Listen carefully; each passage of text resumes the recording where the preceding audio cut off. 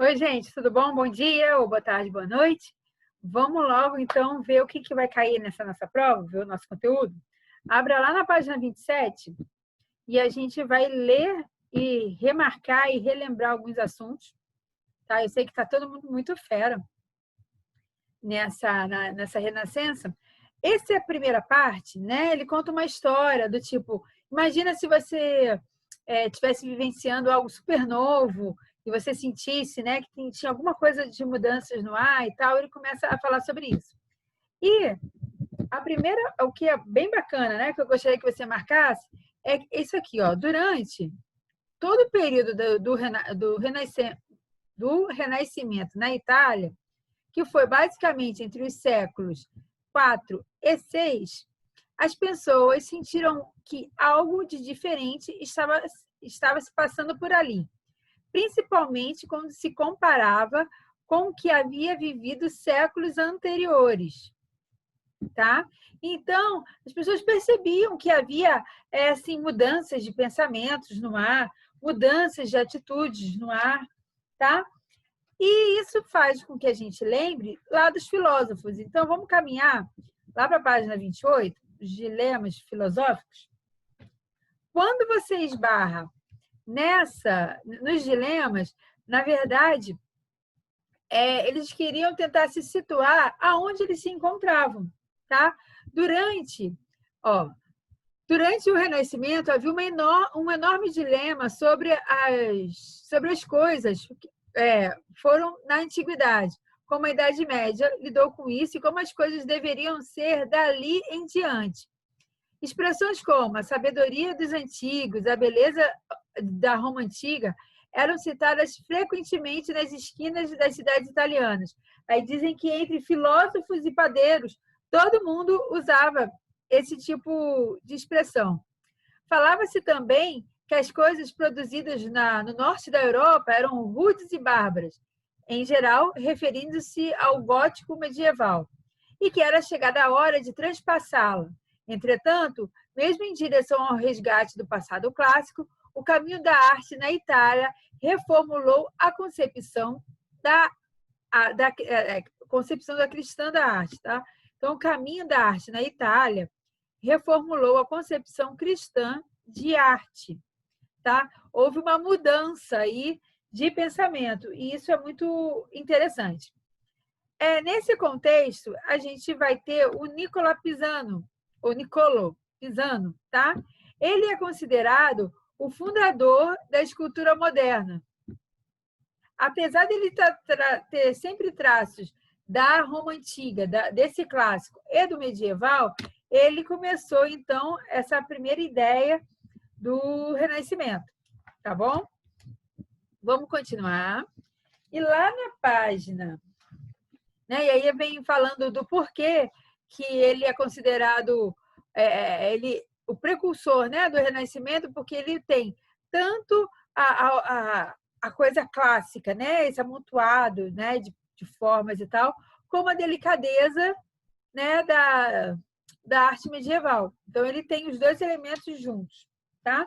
E vamos cair lá na página 33, que já falamos sobre isso, já vimos sobre isso e vamos falar novamente sobre. Tá? Em 1294, consigo marcar? Peraí, deixa eu pegar aqui, gente. Você está pegando aqui. Em 1294, os governantes de Florença haviam decidido construir uma catedral, beleza? E aí houve um concurso e descobrimos, né, já sabemos que os encargos da obra decidiram que a igreja deveria ser de mármore, um material mais autenticamente italiano do que o calcário das catedrais medievais típicas. O edifício foi erguido durante décadas de trabalho. De 1410, ele estava pronto mas sem o domo, que é a cúpula. Ok? Deixa eu ver aqui mais o que eu marquei. O domo não era fácil de construir.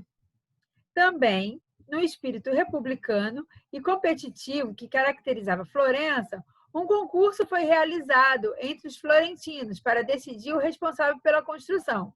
O vencedor foi Filippo Bonicelli, um arquiteto e artista de caráter intelectual e próximo à ciência, tá? E agora a gente vai rever aquele videozinho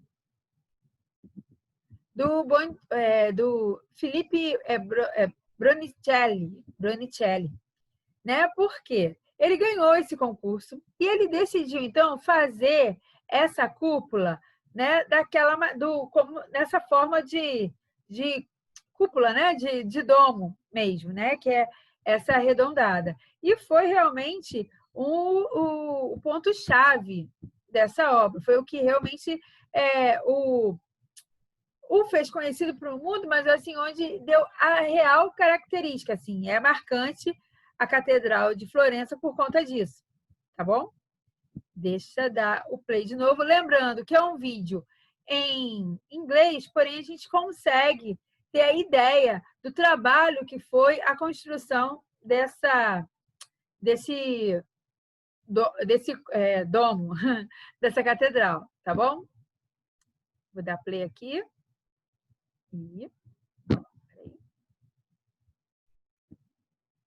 Deixa eu só aqui.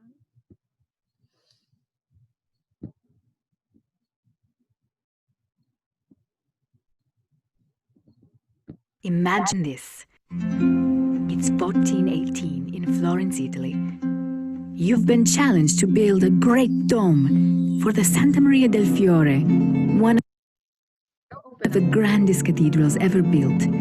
And you have no formal architectural training, no pressure, right? For Filippo Brunelleschi, a goldsmith and clockmaker, it was the opportunity of a lifetime. He considered the challenge carefully.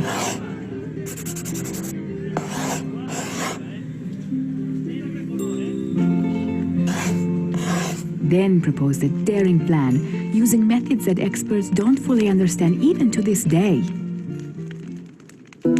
At the time, domes were often built as semicircles. But the town fathers required that Brunelleschi build an 8-sided dome that would be even taller and stronger. It would also have no central support system to hold it up during construction. Even worse, the dome's base was an imprecise octagon with no true center. But Brunelleschi had that covered. There would be 2 domes instead of one, an inner and an outer shell, held together by giant brick arches and interlocking rings of stone and wood. The rings would work like hoops on a barrel, keeping the dome from expanding outward. To move heavy loads hundreds of feet up, Brunelleschi designed ingenious new machines, including an ox-driven hoist and massive lifting devices far ahead of their time. So, revolutionary design? Check. Groundbreaking engineering? Check. Can-do attitude? Check. But with no central support system, how would he actually build it? First off, the masonry would have to support itself during construction. To do this, Brunelleschi placed the bricks in a herringbone pattern, which spiraled to the top of the dome, with vertical bricks acting as bookends to hold the others in place. They laid about 1 row a week, giving the mortar time to cure. At this rate, the dome grew at a snail's pace of about a foot a month. But perhaps most puzzling is how he was able to place the bricks with such precision. Hey! Many experts agree that he used guide ropes. One theory states that ropes ran from a flower pattern on the work platform that showed exactly where the bricks should go. Another has ropes running from the dome's center, tracing a series of cones that grew smaller as they ascended to the top. Still another suggests a different arrangement of central ropes and wooden templates. However it was done, it worked. The 8 faces of the dome met at the top precisely, just as Brunelleschi had planned. In all, it took 16 years to complete the dome. When he died in 1446, Brunelleschi left behind no sketches and no details as to exactly how he achieved his masterpiece. Today, it remains the largest masonry dome in the world, more than 500 years after it was built.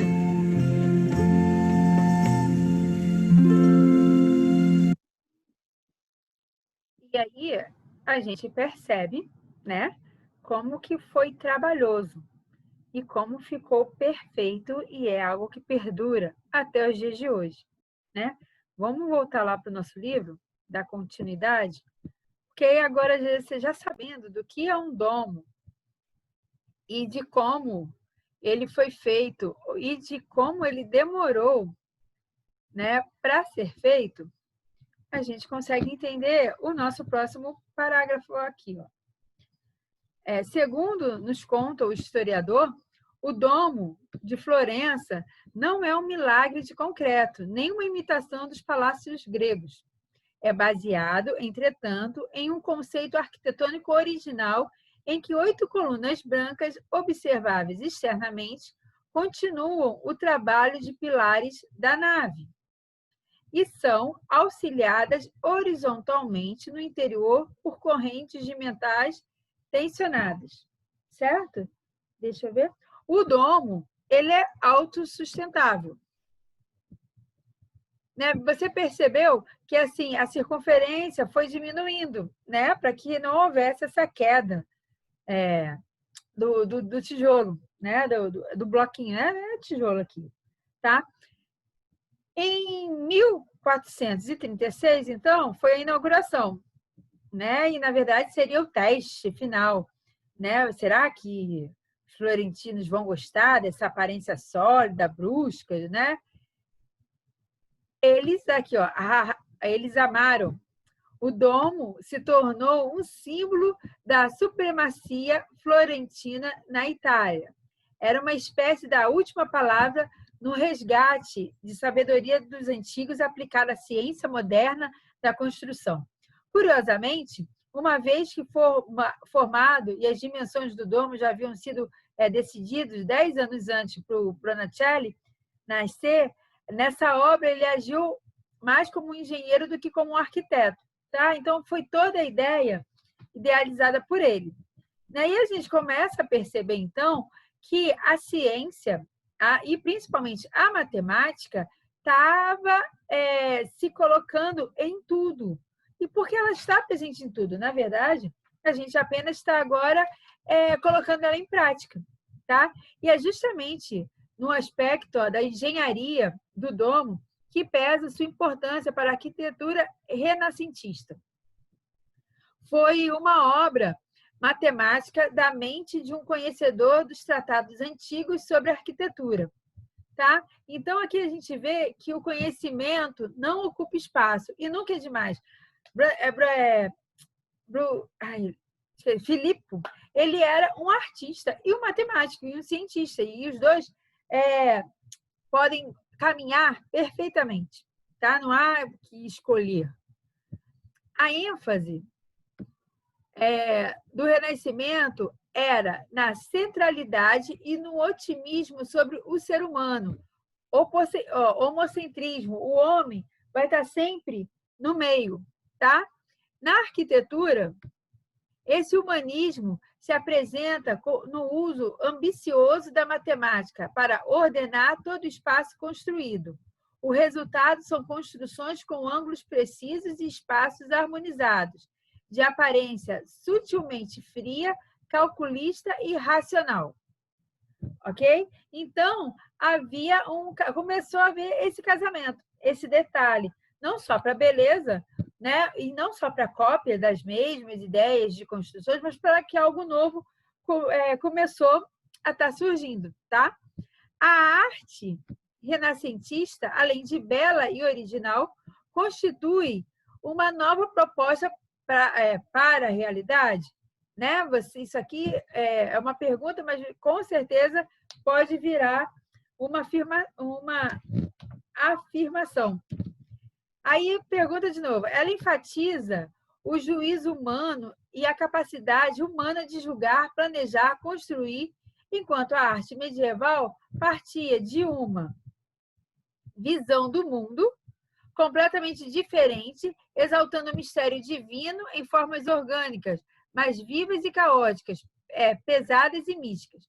O Renascimento estava propondo uma nova visão do ser humano, uma visão em que ele, e com as suas faculdades de pensar e arbitrar, ocupava o centro das atenções e se torna, inclusive, na filosofia e na política que se seguiu ao período, medidas para todas as coisas, tá?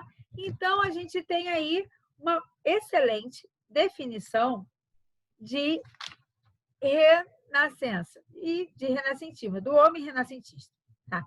Continuando, caímos na nossa T1, que vem falando sobre a perspectiva linear, muito usada pelos renascentistas, e aqui temos a Mona Lisa, que foi usada também a perspectiva linear, né? Vimos sobre o Leonardo da Vinci e a ceia, que também, né, sempre usava essa ideia do ponto de vista, o ponto onde você foca, onde chama mais atenção, né?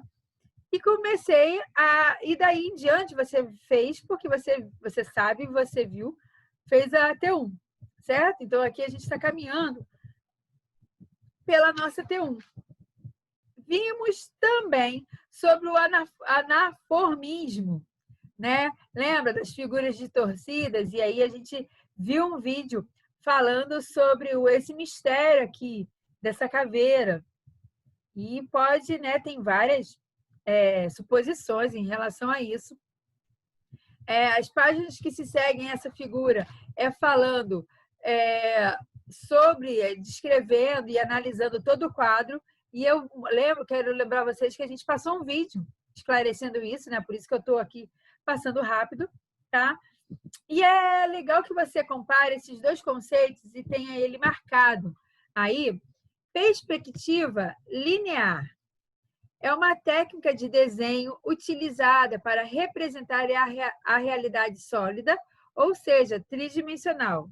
É fundamental na observação de que os objetos à distância parecem menores quando estão próximos ao observador, tá? Então, quanto mais fundo, menorzinho, vai ficar esse desenho, tá?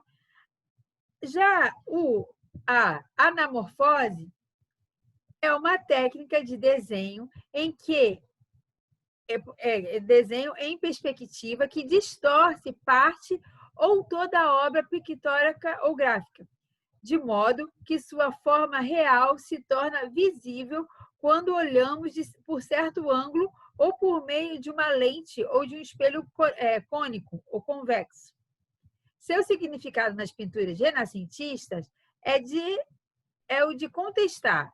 A realidade só pode ser captada por um espelho, que torna e a pintura é apenas uma máscara, sendo preciso deslocá-la além da tela para conhecer o que realmente está se pensando. Então, a ideia tipo assim, do que a mais, né? Do joguinho. Na verdade, de criar, então, uma curiosidade, tipo, do porquê que isso está assim, né? O que é isso? Certo? Vamos continuar, né? E aí a gente fez esse exercício, teve uma galera que mandou, e eu quero lembrar que todo mundo que mandou os exercícios para mim, tá lá garantido o seu ponto de participação, tá? Precisando, a gente vai usar, beleza? Então, a gente pode usar meio ponto, um ponto. No que você precisar, a gente vai usar esse seu ponto de participação. Isso é para quem mandou os exercícios, né? Inovações. E aí, foi a única parte que a gente não falou ainda, mas vamos ver agora. Durante os anos de 1400 posteriores, né, o que depois, a pintura continuou a todo vapor e os pintores passaram a receber um local especial no cânone da arte, digno de complexidade e da beleza de suas obras. As cidades que participaram ativamente do Renascimento italiano não foi apenas Florença, tá? Foi Siena, Veneza, Roma e outros também compartilharam do movimento renascentista. A Renascença acontece em toda a Europa, tá? Mas ela é muito forte em toda a Itália, beleza? Esses locais tinham, né, oficinas e ateliês de artistas em todos os cantos. Imagina que maneiro! E algumas geraram séries de sequências, os verdadeiros gênios, tá? Que a gente vai estudar ao longo aí desse livro, fazendo da Itália, na Renascença, um lugar particularmente interessante.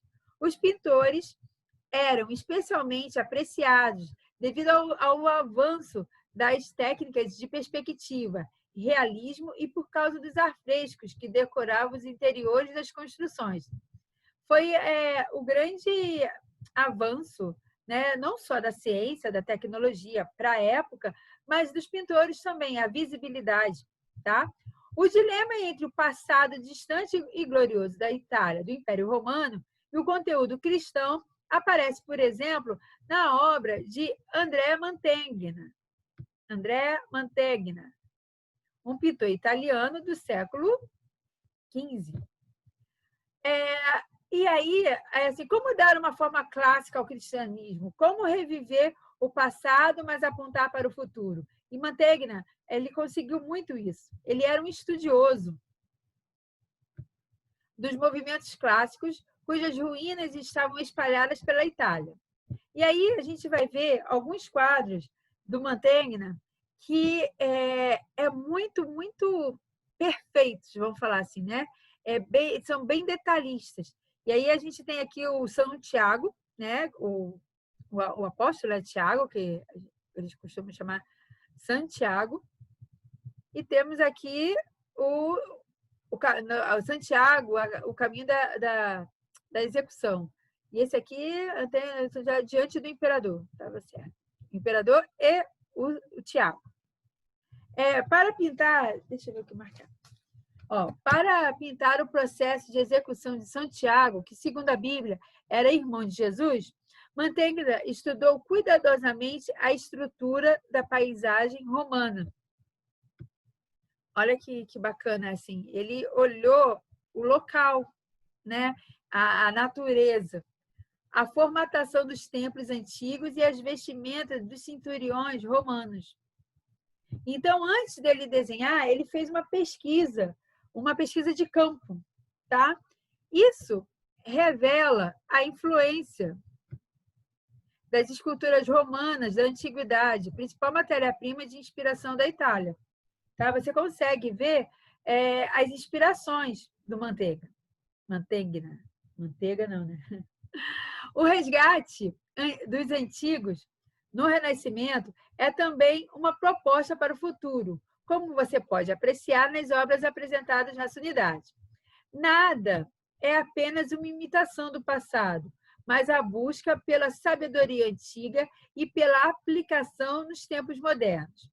Caminhando entre passado e o futuro, entre a mística e a racionalidade, entre o poder dos governantes, que só crescia, né, na época, os estudos humanistas científicos, o Renascimento apresentou na arte uma beleza com poucos precedentes na história.